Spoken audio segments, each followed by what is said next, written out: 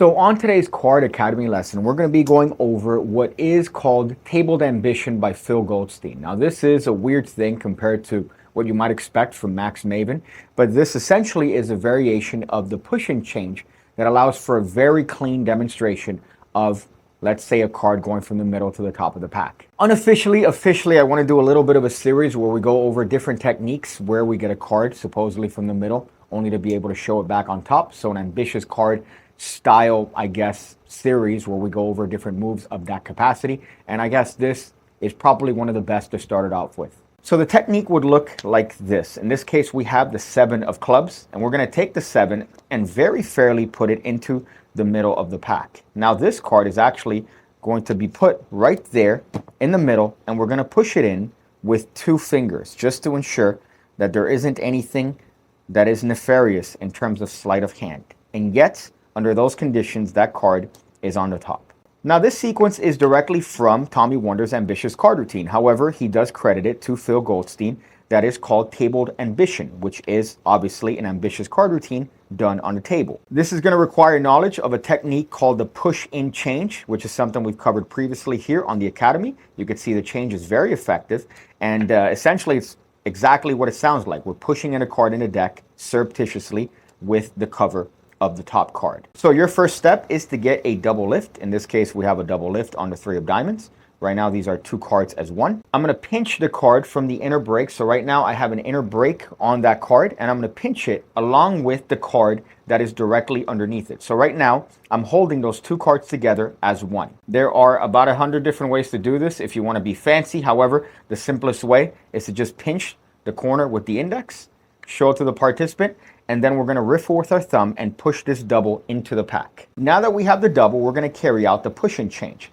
So we're going to show the card to the participant, and one last time, right as we turn our hand palm down and we come in to reposition the card with our right hand, that's what's going to carry the action of the push and change. So this is what's happening underneath.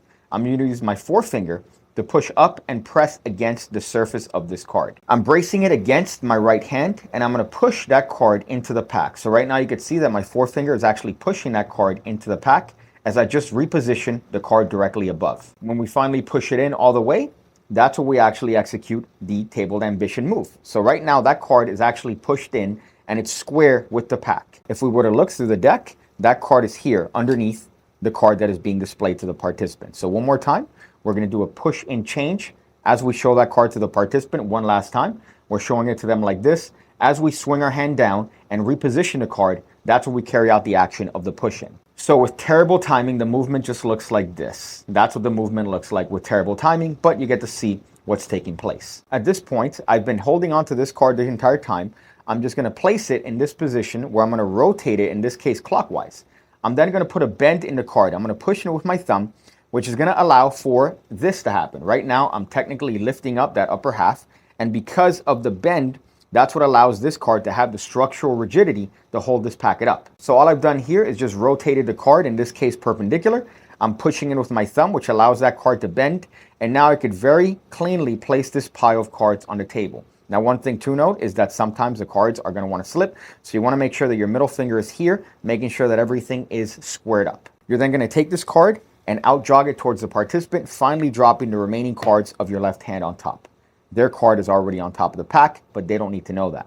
So right now with 2 fingertips, we could very cleanly push that card into the middle of the deck, and we could carry off into a control or an ambitious card sequence. Tommy Wonder likes to prop up this little end over here, and that's what displays the move, which allows that card to come directly to the top under very, very fair conditions. So here is what the movement looks like at speed. We have the 3 of diamonds. We take it, we push it into the middle. We execute the push and change. We then transfer that pack over here. We then place this card on top, out jog it, and then push it in with 2 fingers to ensure that there's absolutely no sleight of hand that's taking place very slowly, and yet that card manages to make its way directly to the top.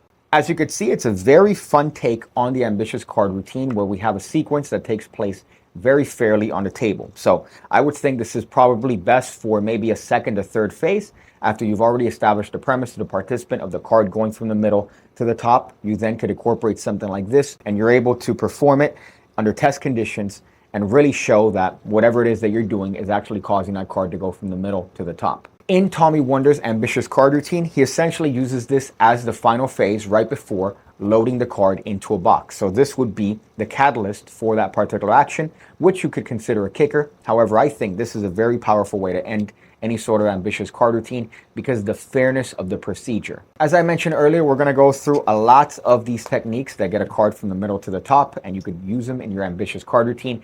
The best source for this sort of information is Daryl's Omnibus, so his ambitious card Omnibus, as well as his ambitious card VHS. My goodness, are we getting old. But apart from that, that is the lesson. Hope you guys enjoyed it, and thank you guys once again for being members of the PigCake Card Academy.